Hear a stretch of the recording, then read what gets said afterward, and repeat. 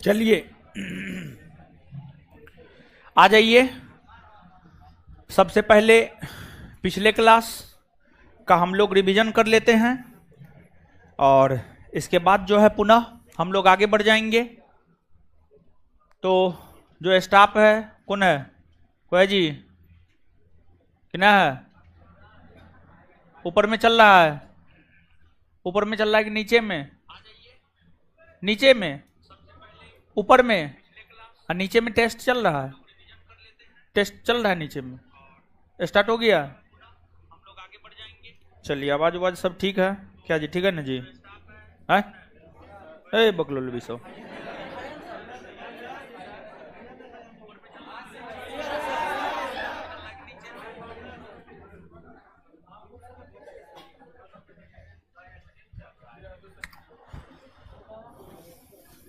पिछले क्लास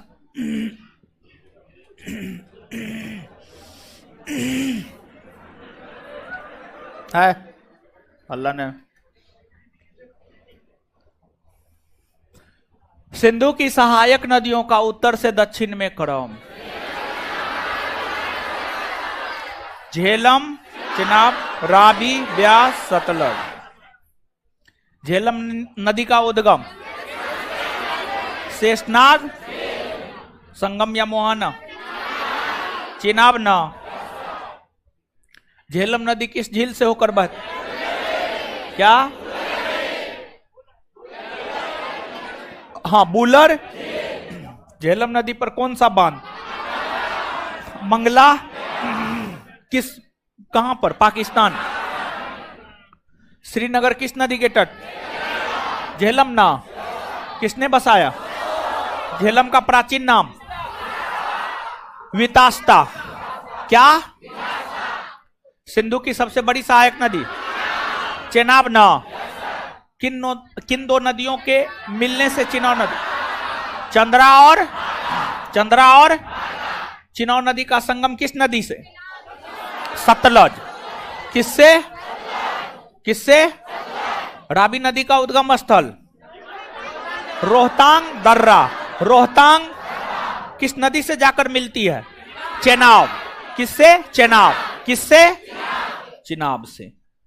चिनाब का प्राचीन नाम? आस्किनी। चिनाब का प्राचीन नाम? लाहौर किस नदी के तट पर? रावी। लाहौर किस नदी के तट पर? रावी। कौन नदी? रावी का प्राचीन नाम? परोसनी। रावी का प्राचीन नाम? ब्यास नदी का उद्गम? ब्यास कुंड। सतलज से किस स्थान पर मिलती है? पंजाब के हरीके बैराज। पंजाब के हरीके। भारत की सबसे लंबी नहर? इंदिरा गांधी। कहां से निकलती है? हरीके बैराज। हरीके। ब्यास नदी का प्राचीन नाम? बिपाशा। ब्यास नदी का प्राचीन नाम? बिपाशा। सतलज नदी का उद्गम स्थल? तिब्बत के मानसरोवर झील का राक्षस ताल। तिब्बत के मानसरोवर झील का राक्षस। तिब्बत के मानसरोवर झील का राक्षस। सतलज को तिब्बत में क्या कहा जाता है? लागचेन खंबाम। लागचेन। सतलज को तिब्बत में क्या कहा जाता है? लागचेन। सतलज नदी भारत में किस राज्य से प्रवेश करती है? हिमाचल प्रदेश। हिमाचल प्रदेश। सतलज नदी की कुल लंबाई 1400। भारत में इसकी लंबाई 1050। सतलज का प्राचीन नाम क्या है? सतलज का प्राचीन नाम? शत्रुद्वीप। प्रायद्वीपीय नदियों को कितने भागों में? 2 ना। प्रायद्वीपीय भारत में नदियों के जल विभाजक का कार्य कौन करता है? कौन? पश्चिमी घाट पर्वत। दक्षिण भारत की सबसे लंबी नदी कौन है? गोदावरी ना। कहां से निकलती है? कहां से निकलती है? महाराष्ट्र के नासिक के त्रयंबक। महाराष्ट्र के नासिक के त्रयंबक पहाड़ी से। गोदावरी नदी किन किन राज्यों से होकर बहती? महाराष्ट्र, तेलंगाना, आंध्र प्रदेश। महाराष्ट्र, तेलंगाना। गोदावरी नदी की लंबाई कितनी है? 1400। इसकी सहायक नदी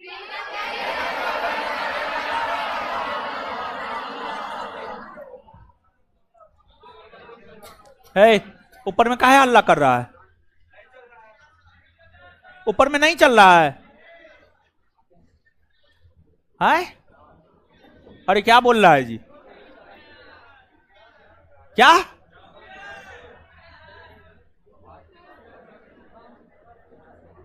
क्या हुआ है जी ऊपर में? है कौन बोला ऊपर में चल रहा है? यहाँ पे तो मैसेज आ रहा है कि नहीं चल रहा है। वो ज्यादा होशियार है।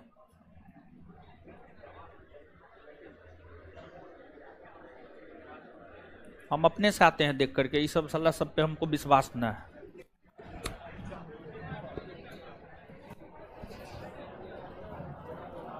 एगो बोलेगा चल रहा है, एगो बोलेगा नहीं चल रहा है।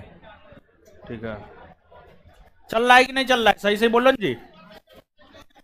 है क्या?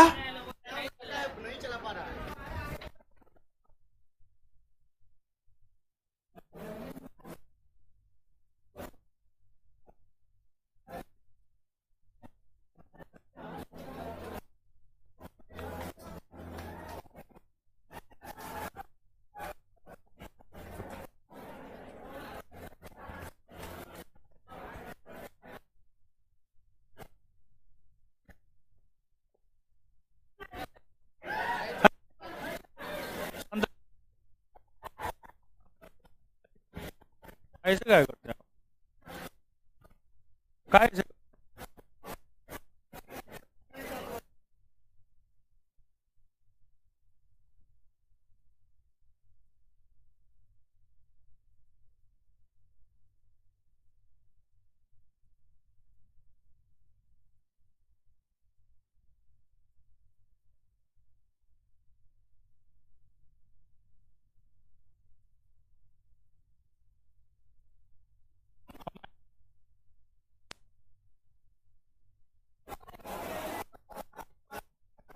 पहले से नहीं चल रहा था? लड़का कौन है? कौन नया लड़का? उसको कुछ अता पता है? कहाँ बोलेगी तो उसको? कर क्या रहा था वो साला? शराब पी के कौन जी? क्या क्या कर रहा था वो? कहाँ गया रे? इधर आओ। कहाँ गया? कौन है जी? तुमको कुछ अता पता है? इस क्लास होता है।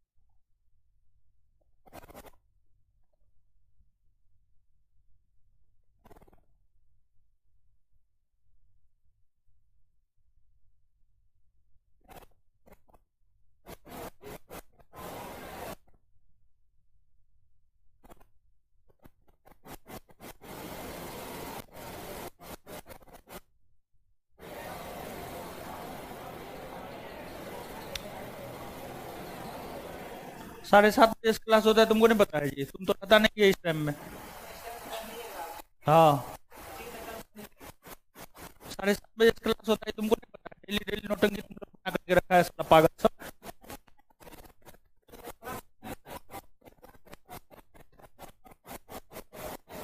डेली फालतू नोटंकी बना के रखा है।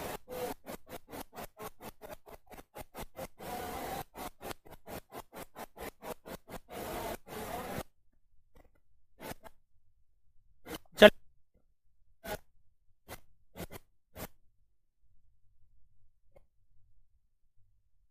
रहेगा, तो वहीं पे रहेगा, यहीं घूमते रहेगा वो।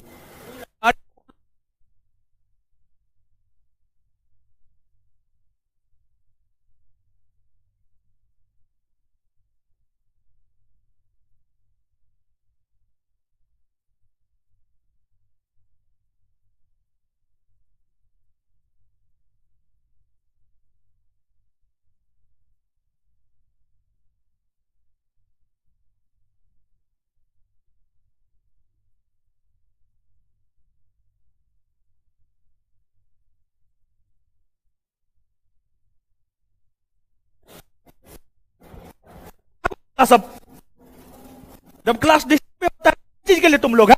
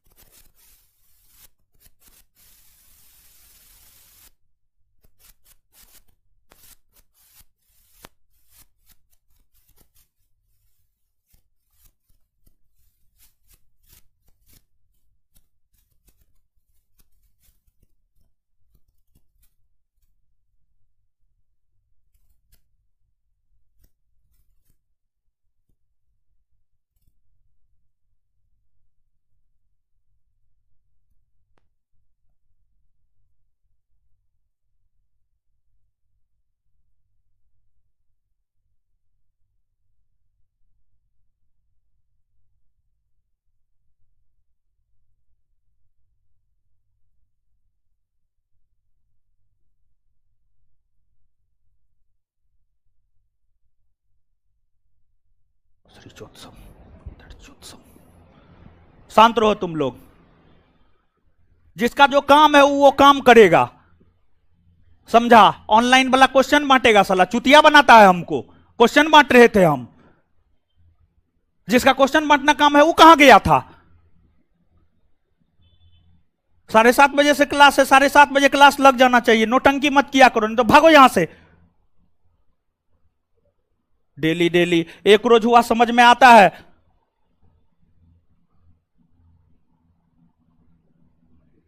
आइए,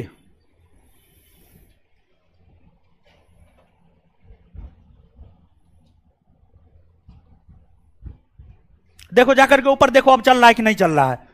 ऊपर जाकर के देखो चल रहा है कि नहीं चल रहा है?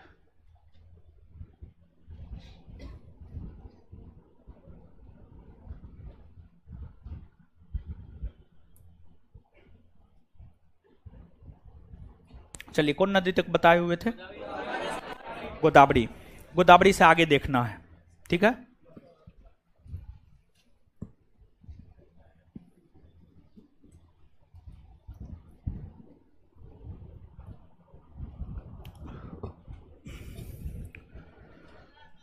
चल रहा है, आवाज जा रहा है?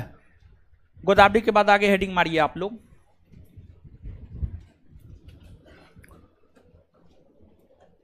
कृष्णा, कृष्णा नदी। गोदावरी के बाद आगे आप लोग हेडिंग मारिएगा कृष्णा नदी। कृष्णा नदी।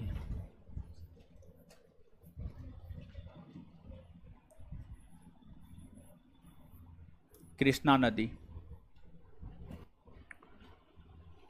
कृष्णा नदी।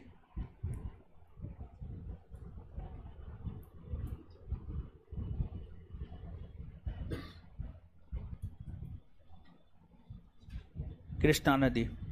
देखिए, जो कृष्णा नदी है, कृष्णा नदी जो है आपको दक्षिण भारत की दूसरी सबसे लंबी नदी है। जो कृष्णा नदी है यह दक्षिण भारत की दूसरी सबसे लंबी नदी है। ऑनलाइन चल रहा है, देखो चल रहा है ना, सब चीज आ रहा है ना।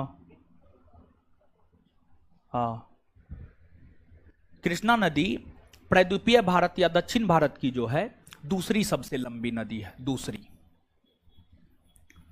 दूसरी सबसे लंबी नदी है।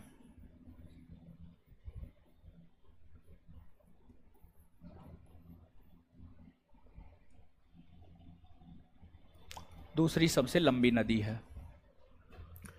इस नदी की लंबाई आपको 1400 किलोमीटर है। 1400 किलोमीटर, इस नदी की लंबाई 1400 किलोमीटर है। और यह जो नदी है, यह नदी महाराष्ट्र के महाबलेश्वर पहाड़ी, आप जब पर्वत पहाड़ पठार पढ़े होंगे तो उसमें महाराष्ट्र में हम आपको बताए हैं कालसुबाई की पहाड़ी है, महाबलेश्वर पहाड़ी है, अजंता पहाड़ी है, हरिश्चंद्र पहाड़ी है, बालाघाट पर्वत श्रेणी है, इन सभी हरिश्चंद्र है, इन सभी से हम आपको अवगत करवाए हैं। तो अब इसमें महाराष्ट्र के भीतर जो महाबलेश्वर पहाड़ी है, महाराष्ट्र के भीतर जो महाबलेश्वर पहाड़ी है, इस महाबलेश्वर की पहाड़ी से कृष्णा नदी निकलती है। सबसे पहले कृष्णा नदी महाराष्ट्र में बहती है। महाराष्ट्र में बहने के बाद यह कर्नाटक में प्रवेश करती है। कर्नाटक में प्रवेश करती है और कर्नाटक में प्रवेश करने के बाद, कर्नाटक में बहने के बाद जो है यह नदी तेलंगाना में प्रवेश करती है। और तेलंगाना में बहने के बाद यह आंध्र प्रदेश में बहती है और आंध्र प्रदेश के तट पर ही अपना जल बंगाल की खाड़ी में गिरा देती है। यानी जो आपको कृष्णा नदी है, कृष्णा नदी कुल मिलाकर के देखेंगे, देखिए ध्यान दीजिएगा, एक बिहार दरोगा का पूछा हुआ क्वेश्चन है, जिस क्वेश्चन से हम आपको अवगत भी करवाए हैं और 2-3 बार हम आपको पूछे हैं और याद भी करवाए हैं कि बिहार दरोगा का एक पूछा हुआ क्वेश्चन है। और बिहार दरोगा का पूछा हुआ क्वेश्चन यह है कि ब्रह्मपुत्र नदी किन किन देशों से होकर गुजरती है। तो 3 देश, चीन, भारत, बांग्लादेश, जैसे ये बात पूछा है तो उसी प्रकार से तो ये भी पूछा जा सकता है। देखिए, कुछ नदी 15, 20, 25 नदी, हर नदी का हर चीज याद रखना जरूरी नहीं है, लेकिन ऑन अप्रोक्सीमेट जो है 25 से 30 नदी का हर चीज याद रखना जरूरी है। 25 से 30 नदी का हर चीज याद रखना जरूरी है। उसमें जिस प्रकार से आप इससे पहले गोदावरी के विषय में पढ़े हैं, तो गोदावरी के विषय में हमने आपको बताया है किन किन राज्यों से होकर गुजरती है, तो इसके विषय में भी याद रखिएगा। देखिए, नदी में जहां पे जो जरूरी है ना, उतना बात हम आपको बता दे रहे हैं, ज्यादा अपना दिमाग नहीं लगाना है। नहीं तो जीएस में जानते हैं इतना अधिक डाटा है, जीएस में इतना अधिक डाटा है कि उसको पचा पाना बहुत मुश्किल हो जाता है। समझिए, उसको पचा पाना बहुत मुश्किल हो जाता है। लेकिन जो परीक्षा के अकॉर्डिंग चीज है, परीक्षा के अकॉर्डिंग बातें हैं, परीक्षा के अकॉर्डिंग चीजें हैं, उन सभी चीजों को समझ बूझ करके हम लोग याद कर लेंगे। तो जो कृष्णा नदी है यह महाराष्ट्र के महाबलेश्वर पहाड़ी से निकलती है। महाराष्ट्र में बहने के बाद कर्नाटक में बहती है, कर्नाटक में बहने के बाद तेलंगाना में प्रवेश करती है, फिर आंध्र प्रदेश में प्रवेश करती है और आंध्र प्रदेश के तट पर अपना जल बंगाल की खाड़ी में गिरा देती है।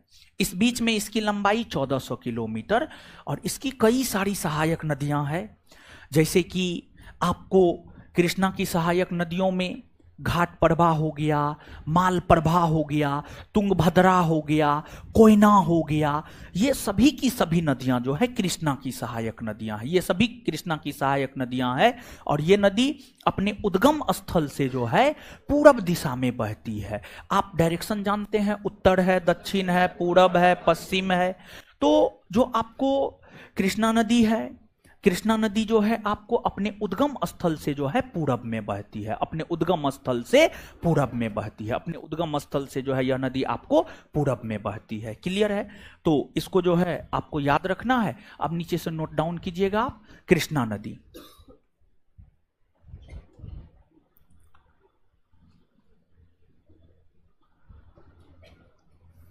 यह नदी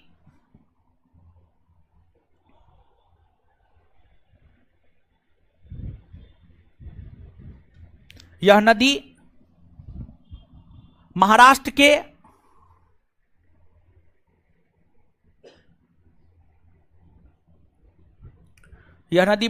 के महाबलेश्वर पहाड़ी से, यह नदी महाराष्ट्र के महाबलेश्वर पहाड़ी से निकलती है।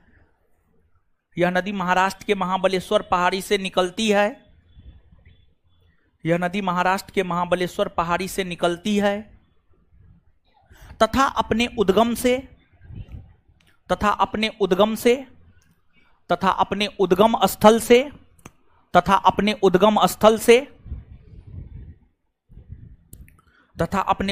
स्थल से पूरब दिशा में बहती है तथा अपने उद्गम स्थल से पूरब दिशा में बहती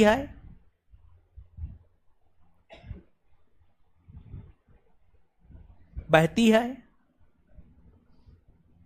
यह नदी कर्नाटक, तेलंगाना, आंध्र प्रदेश, यह नदी कर्नाटक, तेलंगाना, आंध्र प्रदेश, यह नदी कर्नाटक, तेलंगाना, आंध्र प्रदेश, कर्नाटक, तेलंगाना, आंध्र प्रदेश, आंध्र प्रदेश, आंध्र प्रदेश, आंध्र प्रदेश में बहती हुई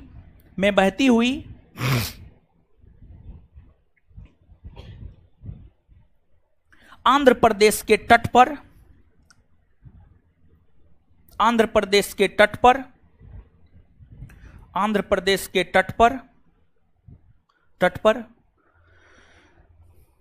अपना जल बंगाल की खाड़ी में गिराती है। आंध्र प्रदेश के तट पर अपना जल बंगाल की खाड़ी में गिराती है। आंध्र प्रदेश के तट पर अपना जल बंगाल की खाड़ी में गिराती है। आंध्र प्रदेश के तट पर अपना जल बंगाल की खाड़ी में गिराती है। आंध्र प्रदेश के तट पर अपना जल बंगाल की खाड़ी में गिराती है। बंगाल की खाड़ी में गिराती है। इस नदी की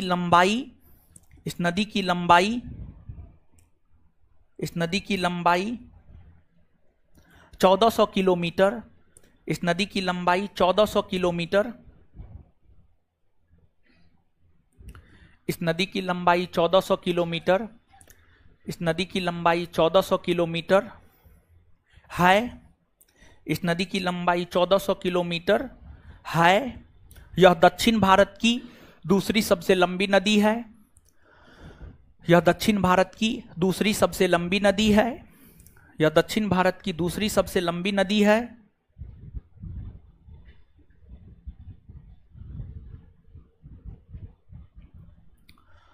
यह दक्षिण भारत की दूसरी सबसे लंबी नदी है। यह दक्षिण भारत की दूसरी सबसे लंबी नदी है। दूसरी सबसे लंबी नदी है। इसकी प्रमुख सहायक नदी इसकी प्रमुख सहायक नदी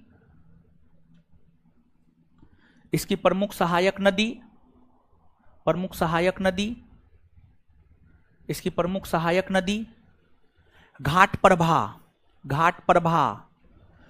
इसकी प्रमुख सहायक नदी घाट प्रभा माल प्रभा इसकी प्रमुख सहायक नदी घाट प्रभा माल प्रभा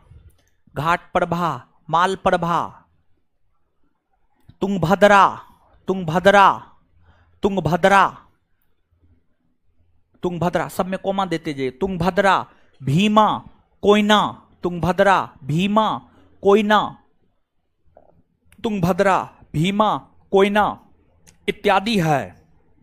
तुंगभद्रा, भीमा, कोयना इत्यादि है। तुंगभद्रा, भीमा, कोयना इत्यादि है। इत्यादि है। इत्यादि है। इत्यादि है। इत्यादि है। Full stop. इत्यादि है। Full stop. इत्यादि है। Full stop. अब कृष्णा के बाद आगे हेडिंग मारिएगा कावेरी। आगे हेडिंग मारिएगा कावेरी। कावेरी। कावेरी। कावेरी। कावेरी। 1 मिनट याद कर लेते हैं फिर आगे बढ़ जाएंगे। तो एक बात बताइएगा, प्रायद्वीपीय भारत की दूसरी सबसे लंबी नदी कौन है? इसकी लंबाई अच्छा, कृष्णा नदी का उद्गम स्थल महाराष्ट्र का महाबलेश्वर, इसका संगम या मोहाना कितने राज्यों से होकर गुजर? पहला, दूसरा, तीसरा, चौथा आंध्र प्रदेश। इसके बाद यह अपने उद्गम स्थल से पूरब बहती है या पश्चिम?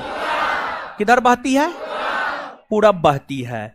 और भीमा, कोयना, घाट प्रभा, माल प्रभा, ये सब किसकी सहायक? किसकी? कृष्णा ना। आगे कावेरी।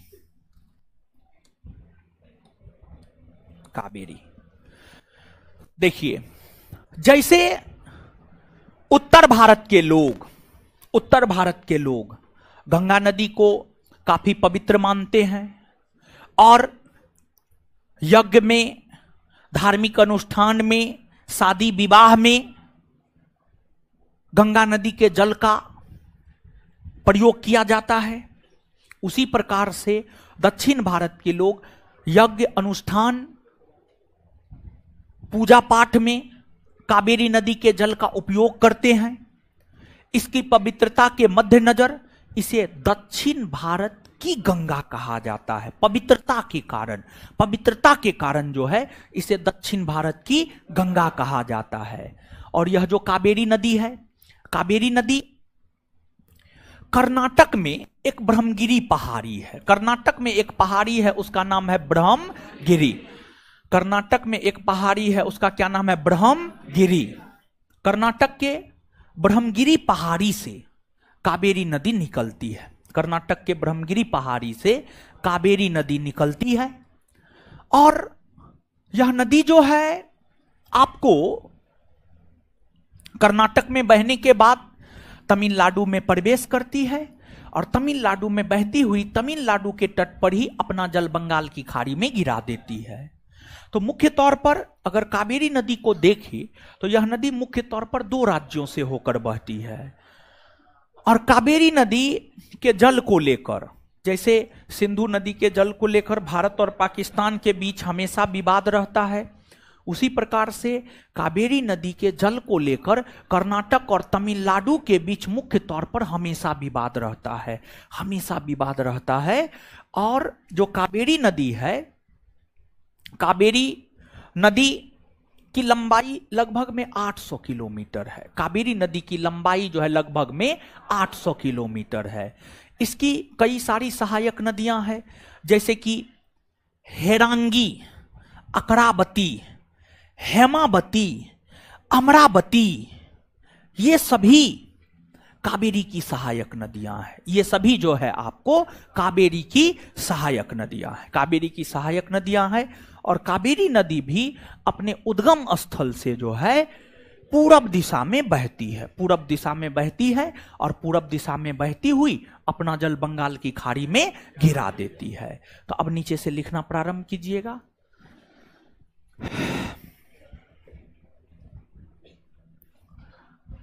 यह नदी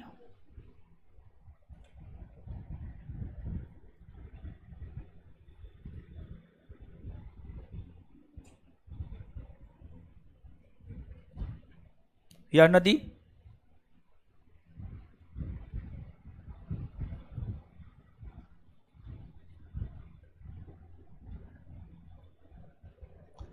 नदी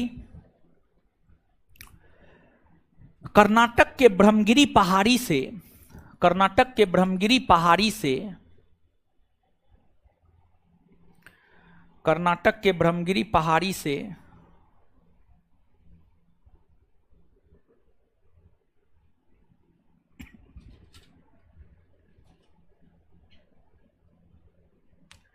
यह नदी कर्नाटक के ब्रह्मगिरी पहाड़ी से निकलती है।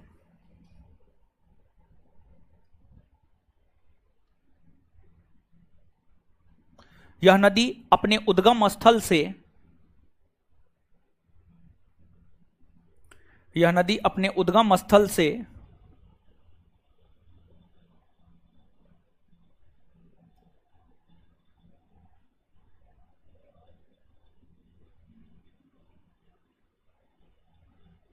यह नदी अपने उद्गम स्थल से यह नदी अपने उद्गम स्थल से यह नदी अपने उद्गम स्थल से अपने उद्गम स्थल से पूरब दिशा में बहती हुई पूरब दिशा में बहती हुई पूरब दिशा में बहती हुई तमिलनाडु राज्य में प्रवेश करती है। पूरब दिशा में बहती हुई तमिलनाडु राज्य में प्रवेश करती है। तमिलनाडु राज्य में प्रवेश करती है। तमिलनाडु राज्य में प्रवेश करती है।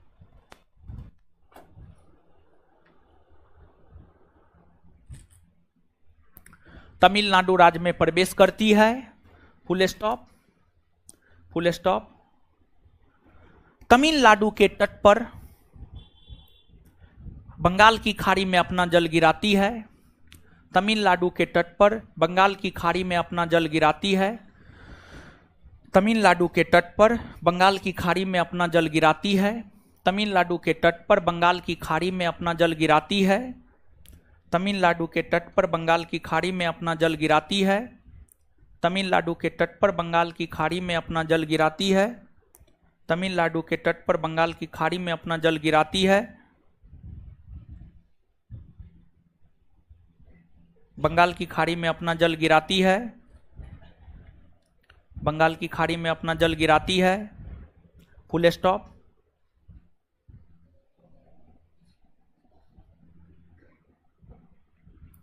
इसकी लंबाई लगभग 800 किलोमीटर है।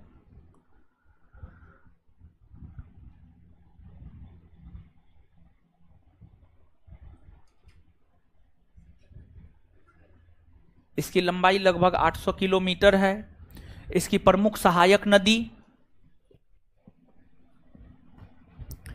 हेरांगी, अकरावती, हेरांगी, अकरावती, हेमावती, हेमावती, अमरावती, हेमावती, अमरावती इत्यादि है। इसकी प्रमुख सहायक नदी हेरांगी, अकरावती, हेमावती, अमरावती, हेरांगी, अकरावती, हेमावती, अमरावती इत्यादि इत्यादि इत्यादि प्रमुख है। इत्यादि प्रमुख है। इत्यादि प्रमुख है। इत्यादि प्रमुख है। Full stop. इत्यादि प्रमुख है। Full stop. जिस प्रकार उत्तर भारत के लोग, उसी में कंटिन्यू, जिस प्रकार उत्तर भारत के लोग उत्तर भारत के लोग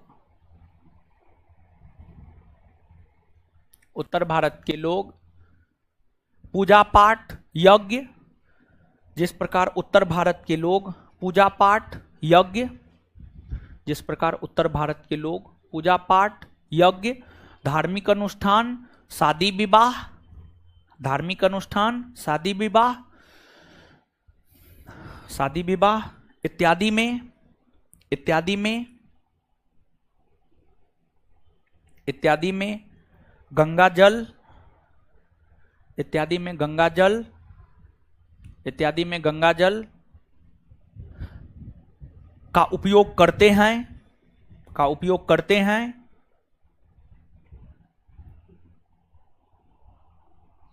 उसी प्रकार से उसी प्रकार से उसी प्रकार से दक्षिण भारत के लोग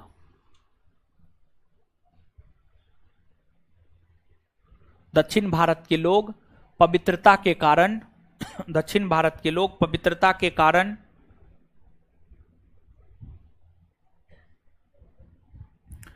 दक्षिण भारत के लोग पवित्रता के कारण दक्षिण भारत के लोग पवित्रता के कारण पवित्रता के कारण कावेरी नदी के जल का प्रयोग कावेरी नदी के जल का प्रयोग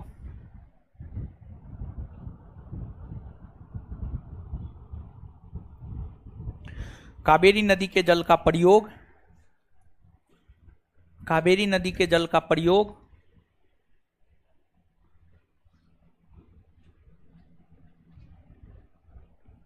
कावेरी नदी के जल का प्रयोग यज्ञ धार्मिक अनुष्ठान जैसे कार्यों में करते हैं। यज्ञ धार्मिक अनुष्ठान जैसे कार्यों में करते हैं। यज्ञ धार्मिक अनुष्ठान जैसे कार्यों में करते हैं। यज्ञ धार्मिक अनुष्ठान जैसे कार्यों में करते हैं।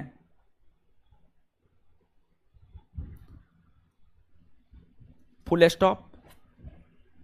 पवित्रता के मध्य नजर ही, उसी में कंटिन्यू, पवित्रता के मध्य नजर ही,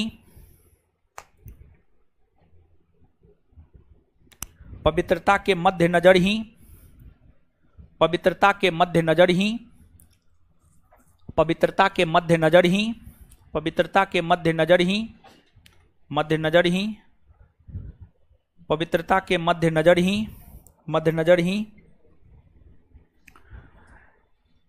कावेरी को, कावेरी को, कावेरी को, कावेरी को दक्षिण भारत, दक्षिण भारत की गंगा कहा जाता है।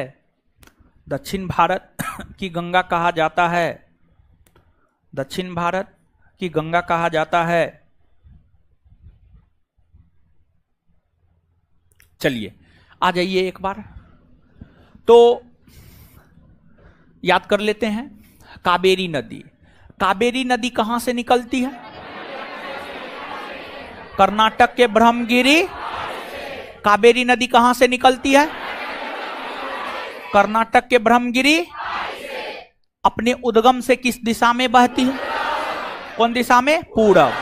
कितने राज्यों में बह, कौन कौन? कर्नाटक और अपना जल कहां गिराती है? लंबाई लगभग कितना किलो? 809। इसकी प्रमुख सहायक नदी? दक्षिण भारत का सबसे पवित्र नदी? हाँ, कावेरी ना। दक्षिण भारत का सबसे पवित्र नदी कावेरी ना।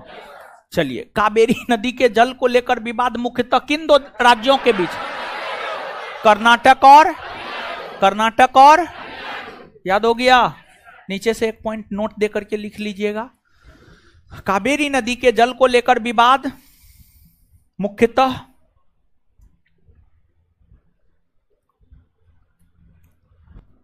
कावेरी नदी के जल को लेकर विवाद मुख्यतः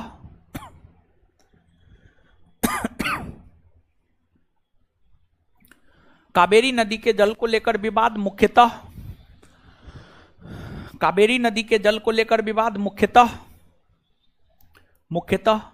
कावेरी नदी के जल को लेकर विवाद मुख्यतः कर्नाटक और तमिलनाडु राज्य के बीच है।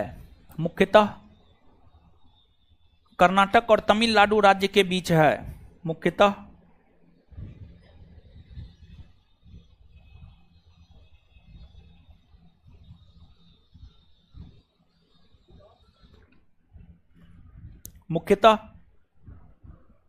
कर्नाटक और तमिलनाडु राज्य के बीच है। Full stop. चलिए, अब इसके बाद देखिए और भी बहुत सारी नदियां हैं जो अपना जल बंगाल की खाड़ी में गिराती है। महानदी हो गया, स्वर्णरेखा हो गया, दामोदर हो गया। तो इन नदियों की भी चर्चा हम लोग यहां पर कर लेते हैं। तो अब आप नीचे से हेडिंग मारिएगा महानदी। इतना बात याद हो गया ना? महानदी, महानदी, महानदी, महानदी, महानदी, महानदी। लिखिएगा, सुनिएगा, समझिएगा। यहां पे बोर्ड पे आइए। महानदी। देखिए, ये छत्तीसगढ़ है ना। छत्तीसगढ़ राज्य में एगो श्रेणी है, एगो पर्वत श्रेणी है, उसका नाम है सिंघाबा पर्वत श्रेणी। क्या नाम है? सिंघाबा। सिंघाबा, सिंघाबा। छत्तीसगढ़ में एक पर्वत श्रेणी है, उसका नाम है सिंघाबा। सिंघाबा पर्वत श्रेणी। छत्तीसगढ़ के सिंघाबा पर्वत श्रेणी से, छत्तीसगढ़ के सिंघाबा पर्वत श्रेणी से महानदी निकलती है और यह अपने उद्गम स्थल से पूरब दिशा में बहती है। सबसे पहले छत्तीसगढ़ राज्य में बहती है, फिर ओडिशा राज्य में प्रवेश करती है और ओडिशा राज्य में बहती हुई ओडिशा राज्य के तट पर ही अपना जल बंगाल की खाड़ी में गिरा देती है, अपना जल बंगाल की खाड़ी में गिरा देती है। अर्थात यह जो नदी है, यह नदी मूलतः दो राज्य छत्तीसगढ़ और ओडिशा से होकर गुजरती है और यह नदी अपने उद्गम से पूरब दिशा में बहती है, अपना जल बंगाल की खाड़ी में गिराती है और इस नदी पर ही विश्व का सबसे लंबा बांध हीराकुंड बांध, इस नदी पर ही विश्व का सबसे लंबा बांध हीराकुंड बांध ओडिशा राज्य में बनाया गया है और इसके उद्गम स्थल से लेकर संगम या मोहाना तक कई सारी नदियां इससे आकर मिलती है। शिवनाथ, मांड, ईब, जोंक, तेल, ये सभी महानदी की सहायक नदियां हैं। तेल नदी 60 से 62वीं बीपीएससी 2016। तेल नदी किसकी सहायक नदी है पूछा गया है, आंसर महानदी होगा। 1717 पोस्ट बिहार दरोगा 2018 पहला सीटिंग। सुनिएगा, गौर कीजिएगा, हम इस बात से आपको यह संदेश देना चाह रहे हैं। देखिए 60 से 62वीं बीपीएससी का परीक्षा 2016 में हुआ था प्रीलिम्स का। उसी परीक्षा में पहली बार ई ऑप्शन जोड़ा गया था। पूछा गया था तेल किसकी सहायक नदी है। ठीक है, बिहार दरोगा 1717 पोस्ट वैकेंसी का परीक्षा जो है 2018 में हुआ। 2018 में यह प्रश्न पूछा गया था तेल किसकी सहायक नदी है। कहने का मतलब यह हुआ कि बीपीएससी जिस क्वेश्चन को पूछ देता है, बीपीएससी जिस क्वेश्चन को पूछ देता है, तो बिहार के जो अन्य छोटे एग्जाम होते हैं बीपीएससी से नीचे, बिहार के भीतर तो बीपीएससी से नीचे ही सब परीक्षा है, तो बीपीएससी से नीचे अन्य जितने भी एग्जाम होते हैं सभी एग्जाम उस प्रश्न को पूछ सकता है। तो इसलिए मेरा यह सलाह है आपका, आपको मानना होगा मानिएगा, नहीं मानना होगा नहीं मानिएगा, क्योंकि लोकतंत्र है, राजतंत्र नहीं है। लोकतंत्र है, आपकी मर्जी, आपकी इच्छा। बीपीएससी, अगर आप बिहार के परीक्षा को भेदना चाहते हैं, बिहार का परीक्षा पास करना चाहते हैं, तो बीपीएससी का क्वेश्चन बैंक आपको निश्चित तौर पर करना चाहिए। भले आप बीपीएससी की तैयारी करते हैं या नहीं तैयारी करते हैं, बिहार के कोई परीक्षा में आपको बैठना है, बिहार दरोगा, बिहार पुलिस, बिहार एसएससी या अन्य कोई भी परीक्षा में बिहार का होना चाहिए।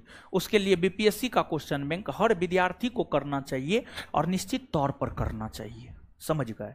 तो ये बात है। अब नीचे से लिखना प्रारंभ कीजिए। महानदी यह नदी यह नदी यह नदी यह नदी छत्तीसगढ़ के सिंघाबा,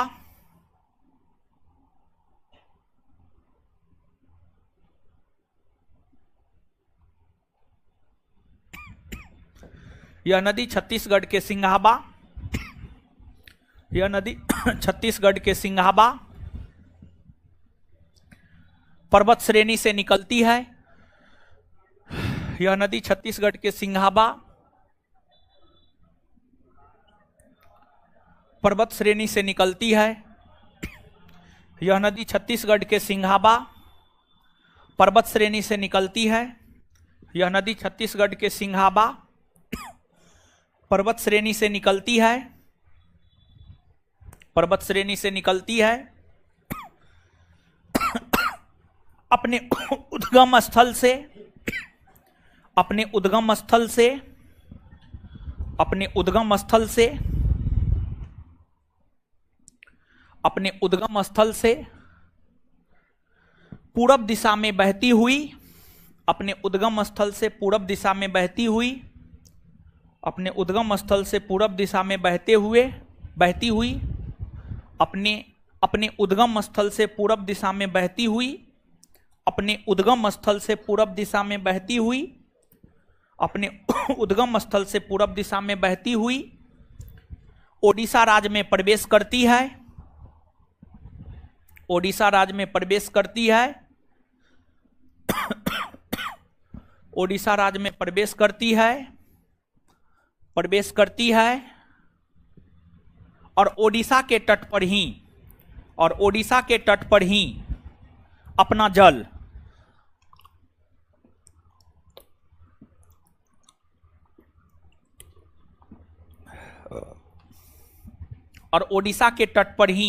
अपना जल बंगाल की खाड़ी में गिराती है और ओडिशा के तट पर ही अपना जल बंगाल की खाड़ी में गिराती है और ओडिशा के तट पर ही अपना जल बंगाल की खाड़ी में गिराती है और ओडिशा के तट पर ही अपना जल बंगाल की खाड़ी में गिराती है और ओडिशा के तट पर ही अपना जल बंगाल की खाड़ी में गिराती है।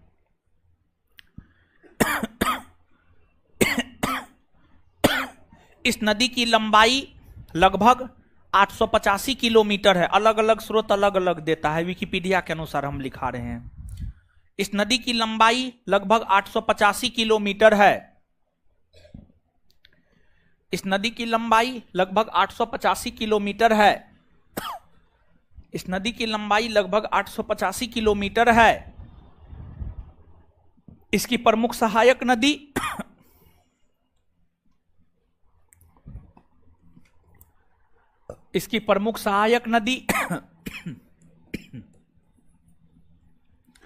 शिवनाथ, मांड, ईब, जोंक, तेल। इसकी प्रमुख सहायक नदी शिवनाथ, मांड, ईब, जोंक, तेल। इसकी प्रमुख सहायक नदी शिवनाथ, मांड, ईब, जोंक, तेल। इसकी प्रमुख सहायक नदी शिवनाथ, मांड, ईब, जोंक, तेल इत्यादि है।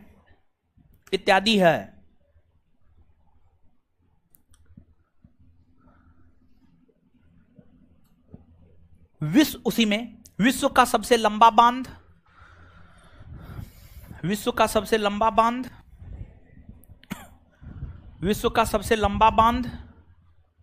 हीराकुंड बांध ओडिशा राज्य में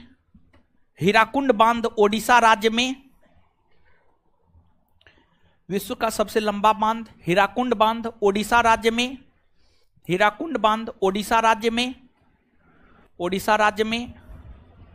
इसी नदी पर बनाया गया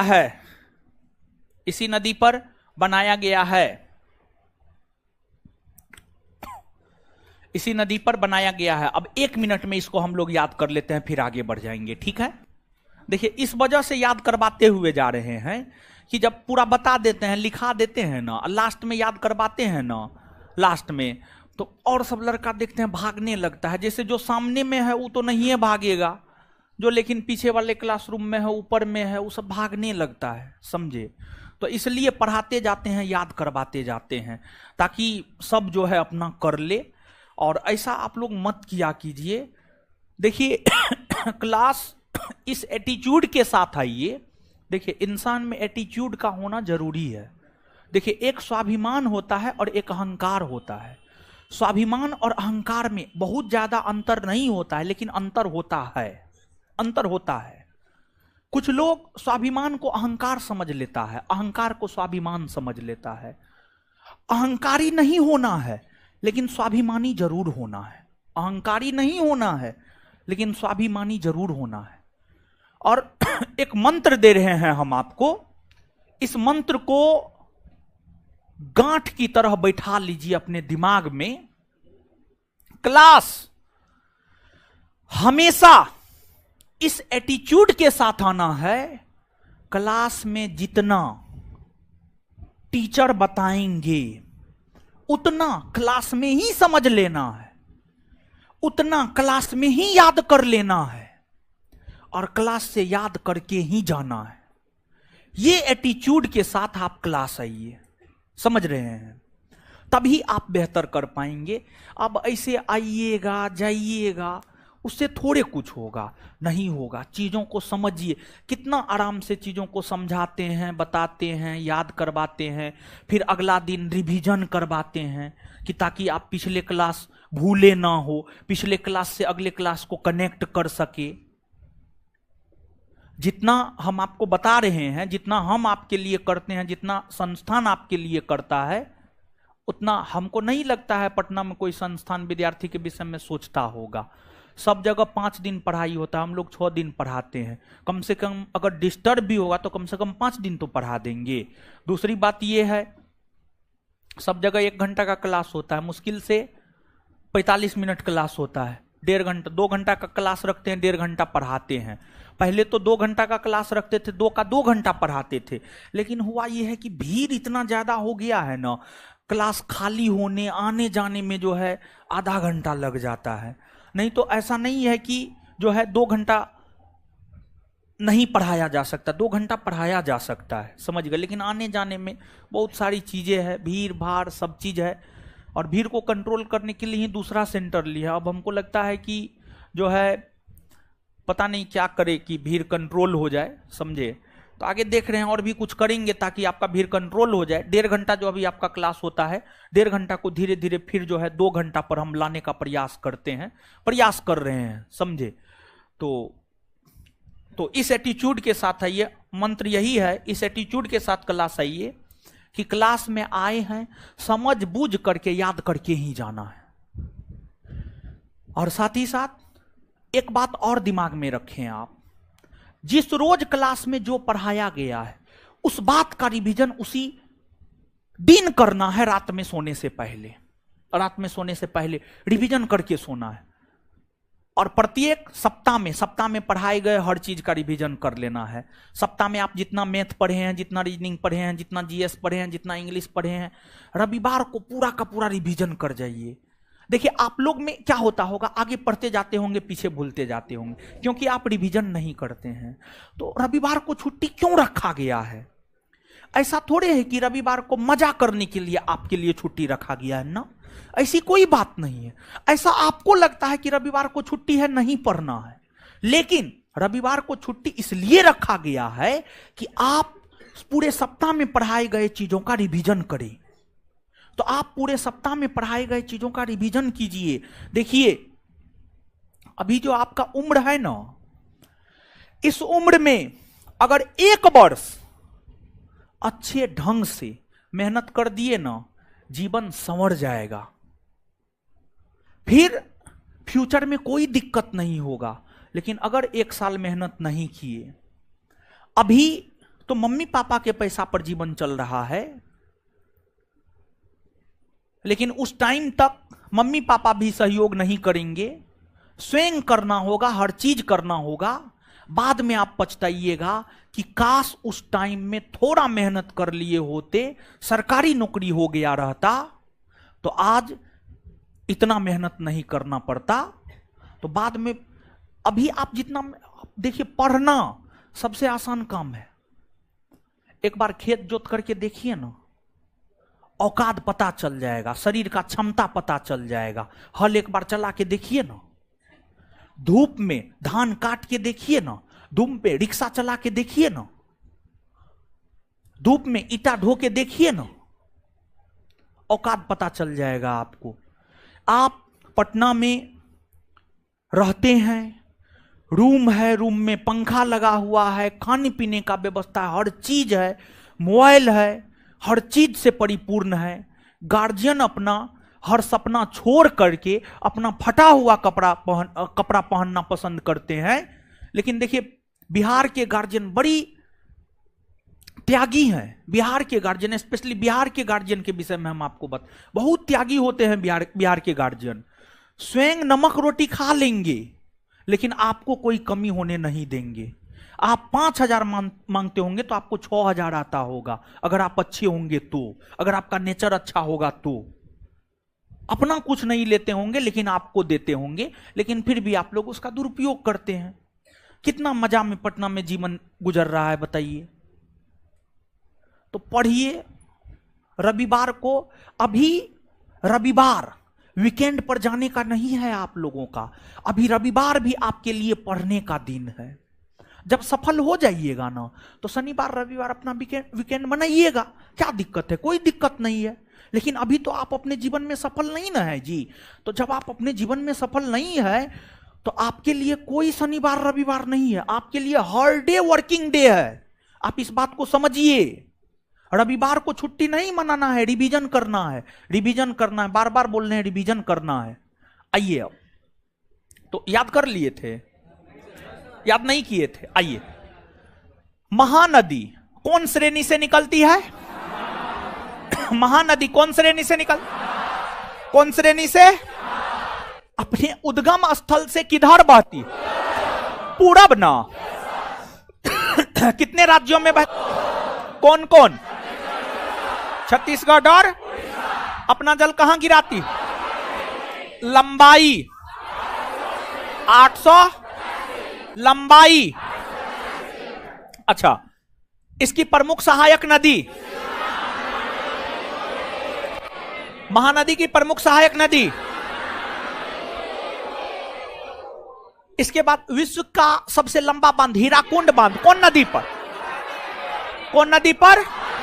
महानदी पर, ओडिशा राज्य में। महानदी पर। चलिए आगे आइएगा। इसके बाद आगे हेडिंग मारिएगा स्वर्ण रेखा नदी। आगे हेडिंग मारिएगा स्वर्ण रेखा नदी। स्वर्ण रेखा नदी, स्वर्ण रेखा नदी।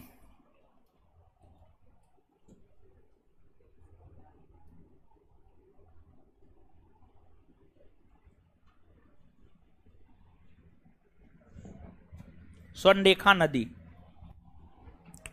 देखिए समझिएगा। आप सभी लोग जानते हैं झारखंड में छोटा नागपुर का पठार है, हाँ या ना? एकदम से है। झारखंड में छोटा नागपुर का पठार है। झारखंड में जो छोटा नागपुर का पठार है, छोटा नागपुर के पठार से स्वर्ण रेखा नदी निकलती है। छोटा नागपुर के पठार से स्वर्ण रेखा नदी निकलती है।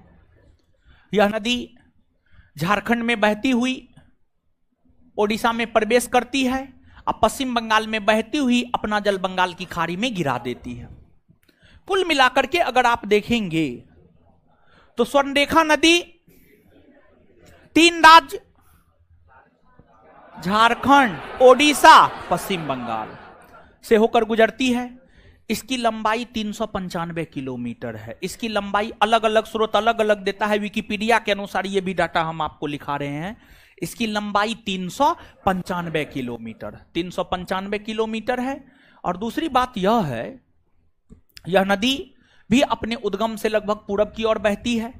इस नदी का उद्गम स्थल छोटा नागपुर का पठार और संगम या मुहाना बंगाल की खाड़ी। और जो स्वर्ण रेखा नदी है, इस नदी के तट पर ही झारखंड का एक प्रमुख औद्योगिक शहर जमशेदपुर, झारखंड का सबसे प्रमुख औद्योगिक शहर जमशेदपुर है। जमशेदपुर जो है आपको इसी नदी के तट पर बसा हुआ है, स्वर्ण रेखा नदी के तट पर है। और जो स्वर्ण रेखा नदी है, इसको छोटा नागपुर की गंगा कहा जाता है। देखिए, छोटा नागपुर से बहुत सारी नदियां निकलती है। जो छोटा नागपुर है, वहां छोटा नागपुर का पठार है, छोटा नागपुर के पठार से बहुत सारी नदियां निकलती है। इसके अलावे दामोदर नदी भी निकलती है, लेकिन उन सभी नदियों में सबसे जो पवित्र है वह आपको स्वर्ण रेखा नदी है, जिस वजह से स्वर्ण रेखा नदी को छोटा नागपुर की गंगा कहा जाता है। स्वर्ण रेखा नदी को छोटा नागपुर की गंगा कहा जाता है। तो नीचे से नोट डाउन करेंगे। स्वर्ण रेखा नदी, यह नदी यह नदी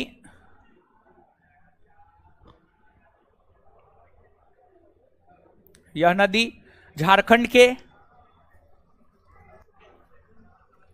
यह नदी झारखंड के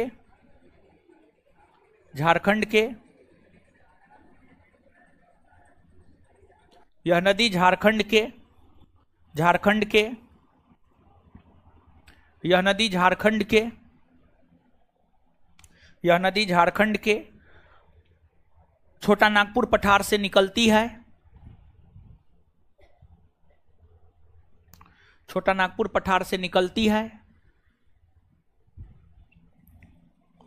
छोटा नागपुर पठार से निकलती है तथा अपने उद्गम स्थल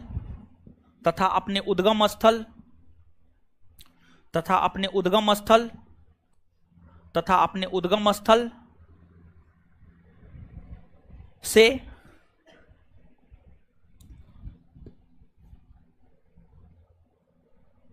दक्षिणी पूर्वी दिशा में बहती हुई, दक्षिणी पूर्वी दिशा में बहती हुई, दक्षिणी पूर्वी दिशा, हाँ दक्षिण है ना जी, पूरब इधर है ना, दक्षिण पूरब, दक्षिणी पूर्वी दिशा में बहती हुई, दक्षिणी पूर्वी दिशा में बहती हुई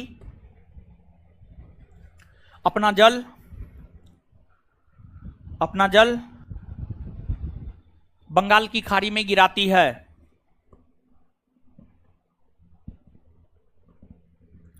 अपना जल बंगाल की खाड़ी में गिराती है। इसकी लंबाई लगभग 395 किलोमीटर है। इसकी लंबाई लगभग 395 किलोमीटर है। इसकी लंबाई लगभग 395 किलोमीटर है।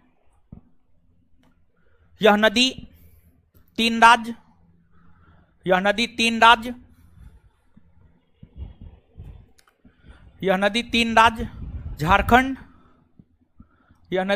झारखंड, ओडिशा और पश्चिम बंगाल। यह नदी तीन राज्य झारखंड, ओडिशा और पश्चिम बंगाल। यह नदी तीन राज्य झारखंड, ओडिशा और पश्चिम बंगाल। झारखंड, ओडिशा और पश्चिम बंगाल। झारखंड, ओडिशा और पश्चिम बंगाल। झारखंड, ओडिशा और पश्चिम बंगाल से होकर बहती है। झारखंड, ओडिशा और पश्चिम बंगाल से होकर बहती है। झारखंड, ओडिशा और पश्चिम बंगाल से होकर बहती है। और पश्चिम बंगाल से होकर बहती है। इस नदी को छोटा नागपुर की गंगा भी कहा जाता है। इस नदी को छोटा नागपुर की गंगा भी कहा जाता है। इस नदी को छोटा नागपुर की गंगा भी कहा जाता है। इस नदी को छोटा नागपुर की गंगा भी कहा जाता है। इस नदी को छोटा नागपुर की गंगा भी कहा जाता है। छोटा नागपुर की गंगा भी कहा जाता है। छोटा नागपुर की गंगा भी कहा जाता है। Full stop, full stop. Jamshedpur Subarnarekha नदी के तट पर ही बसा हुआ है। जमशेदपुर स्वर्णरेखा नदी के तट पर ही बसा हुआ है। जमशेदपुर स्वर्णरेखा नदी के तट पर ही बसा हुआ है। जमशेदपुर स्वर्णरेखा नदी के तट पर ही बसा हुआ है। जमशेदपुर स्वर्णरेखा नदी के तट पर ही बसा हुआ है। जमशेदपुर स्वर्णरेखा नदी के तट पर ही बसा हुआ है। चलिए, तो आइए तो 1 मिनट में याद कर लेते हैं। बताइए, जो आपको स्वर्णरेखा नदी है, स्वर्णरेखा नदी कहां से निकलती है? छोटा नागपुर के पठार से। और ये अपना जल कहां गिराती है? इसकी लंबाई 300 कितने राज्यों से होकर? कौन कौन? छोटा नागपुर की गंगा किसे कहते हैं? छोटा नागपुर की गंगा स्वर्णरेखा नदी को। जमशेदपुर कौन नदी के तट पर? स्वर्ण रेखा। आगे हेडिंग मारिएगा, दामोदर नदी। दामोदर नदी।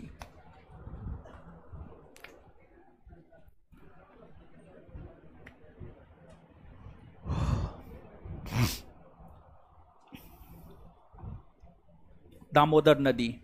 चलिए समझिएगा। देखिए, जो दामोदर नदी है, हक बताइए ना, जो दामोदर नदी है, दामोदर नदी भी छोटा नागपुर के पठार से ही निकलती है। दामोदर नदी भी छोटा नागपुर के पठार से ही निकलती है। सबसे पहले यह झारखंड में बहती है। झारखंड में बहने के बाद यह पश्चिम बंगाल में प्रवेश करती है। पश्चिम बंगाल में प्रवेश करती है और पश्चिम बंगाल में यह नदी जाकर हुगली से मिल जाती है। यह नदी जाकर किससे मिल जाती है? हुगली। हुगली, हुगली याद कीजिए। पश्चिम बंगाल में गंगा नदी की धारा 2 भागों में विभक्त, एक दक्षिण की ओर, एक पूरब की ओर। पूरब की ओर जो जाती है भागीरथी, और दक्षिण की ओर जो हुगली ना, और कोलकाता हुगली नदी के तट पर है ना, है। तो ये जो हुगली नदी है ना, इस हुगली नदी में ही जाकर दामोदर मिल जाती है। यानी दामोदर का संगम या मुहाना हो गया हुगली। क्या हो गया? हुगली। और छोटा नागपुर के पठार से लेकर हुगली नदी में संगम तक में इसकी लंबाई विकिपीडिया के अनुसार 592 किलोमीटर है। 592 किलो। अलग अलग स्रोत अलग अलग बताता है, लेकिन विकिपीडिया को हम ज्यादा तरजीह दे रहे हैं। और इस सब नदी का लंबाई याद नहीं रखना है, फिर भी जानकारी के लिए बता दे रहे हैं। समझ गए? याद रखना जरूरी है नहीं। समझ गए?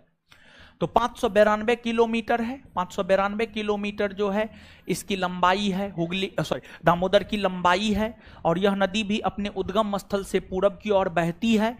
और दामोदर नदी आपको हुगली की सहायक नदी है। दामोदर नदी हुगली की सहायक नदी है। और हुगली की सबसे बड़ी सहायक नदी दामोदर है। हुगली की सबसे बड़ी सहायक नदी दामोदर है। वहीं दामोदर की भी कई सारी सहायक नदियां हैं, जैसे बराकर हो गया। बराकर के बाद जो है कोनारी हो गया। तो बराकर और कोनारी जैसी नदियां जो है दामोदर की सहायक नदी है। बराकर और कोनारी जैसी नदियां जो है दामोदर की सहायक नदी है। दामोदर की सहायक नदी है। और जो दामोदर नदी है, दामोदर नदी के जल स्तर में जब वृद्धि होता है, दामोदर नदी के जल स्तर में जब वृद्धि होता है, तो इससे पश्चिम बंगाल में बाढ़ की स्थिति उत्पन्न होती है। इससे पश्चिम बंगाल में बाढ़ की स्थिति उत्पन्न होती है। और फिर पश्चिम बंगाल में भारी जानमाल की क्षति होती है, जिस कारण दामोदर नदी को पश्चिम बंगाल का शोक कहा जाता है। दामोदर नदी को पश्चिम बंगाल का शोक कहा जाता है। और जो दामोदर नदी है यह काफी प्रदूषित नदी है, बहुत प्रदूषित नदी है। और इसके प्रदूषण का कारण क्या है जानते हैं? कोयला। जो दामोदर नदी घाटी है, दामोदर नदी घाटी में कोयला पाई जाती है। और इसलिए दामोदर नदी काफी प्रदूषित हो गई है। और इस नदी में कोई, जैसे नदी होता है, कभी गांव घर में अपने गांव घर के नदी में आप तेरे उड़े हैं, और जब साफ पानी होता है तो गौर से देखिएगा तो नीचे में वृक्ष सब, छोटा छोटा वृक्ष सब पानी में नजर आता है, एकदम नजर आता है। आप गांव घर में जाइए तो ये सब चीज देखिए, लेकिन दामोदर नदी में जाइएगा तो ना है। दामोदर नदी में ना है। प्रदूषण के कारण, प्रदूषित जल होने के कारण इसमें पेड़ पौधा उगता ही नहीं। समझ गए? तो ये चीज है, नीचे से नोट डाउन कीजिए। दामोदर नदी,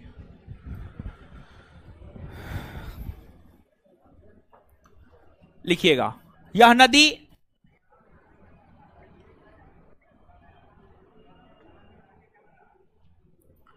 छोटा नागपुर,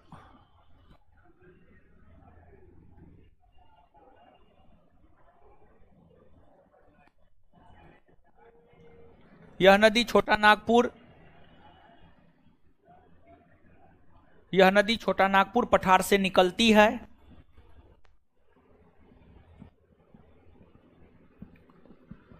तथा अपने उद्गम स्थल से पूरब की ओर बहती हुई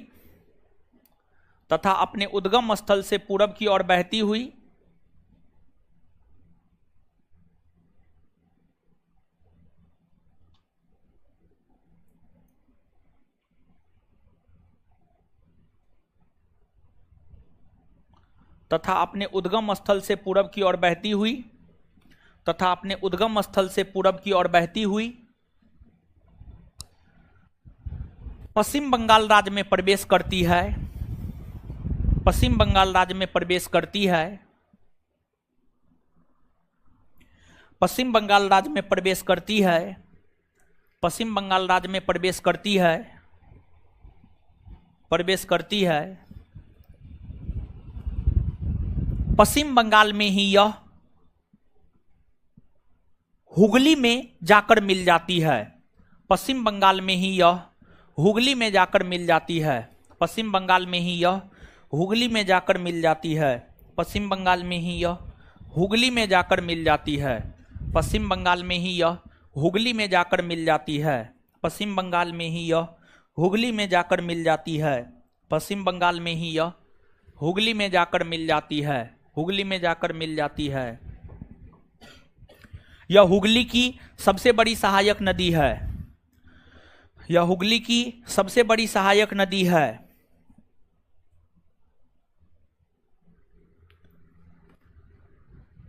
यह हुगली की सबसे बड़ी सहायक नदी है, फुल स्टॉप।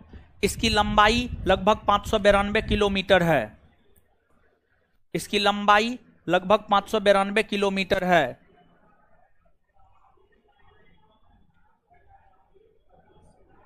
इसकी लंबाई लगभग 592 किलोमीटर है, इसकी लंबाई लगभग 592 किलोमीटर है, इसकी लंबाई लगभग 592 किलोमीटर है, इसकी लंबाई लगभग 592 किलोमीटर है। यह काफी प्रदूषित नदी है,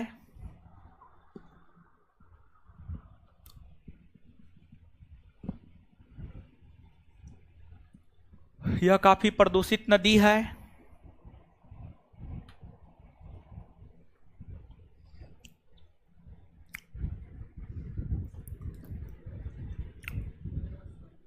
इस नदी के जल स्तर में वृद्धि होने से, इस नदी के जल स्तर में वृद्धि होने से,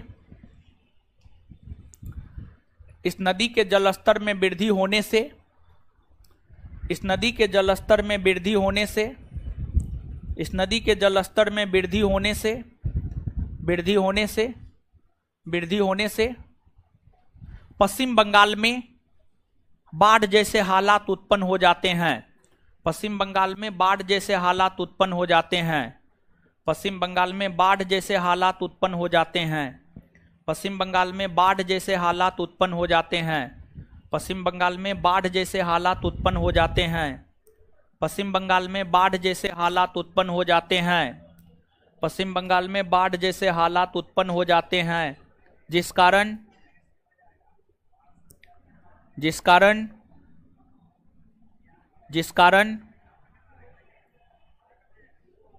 जिस कारण दामोदर नदी को जिस कारण दामोदर नदी को पश्चिम बंगाल का शोक कहा जाता है, जिस कारण दामोदर नदी को पश्चिम बंगाल का शोक कहा जाता है, जिस कारण दामोदर नदी को पश्चिम बंगाल का शोक कहा जाता है, पश्चिम बंगाल का शोक कहा जाता है। इसकी प्रमुख सहायक नदी, इसकी प्रमुख सहायक नदी बराकर और कोनारी है, इसकी प्रमुख सहायक नदी बराकर और कोनारी है, इसकी प्रमुख सहायक नदी बराकर और कोनारी है, इसकी प्रमुख सहायक नदी बराकर और कोनारी है, इसकी प्रमुख सहायक नदी बराकर और कोनारी है, इसकी प्रमुख सहायक नदी बराकर और कोनारी है। Full stop. चलिए आ जाइए, बताइए दामोदर नदी कितने राज्यों से होकर, कितने, दामोदर नदी कितने राज्यों से, कितने, दो, कौन कौन, झारखंड और दामोदर नदी का उद्गम स्थल छोटा नागपुर का, छोटा नागपुर का संगम या मोहाना, संगम या मोहाना, हुगली की सबसे बड़ी सहायक नदी, हुगली की सबसे बड़ी सहायक नदी दामोदर ना, कलकत्ता कौन नदी के तट पर है, आए दामोदर की लंबाई, दामोदर की लंबाई प्रदूषित नदी है ना? आय है ना? कोनारी बराकर किसकी सहायक नदी? कोनारी बराकर किसकी सहायक नदी? आय पश्चिम बंगाल का शोक, पश्चिम बंगाल का शोक। आय क्लियर। इससे आगे अगले क्लास में। धन्यवाद।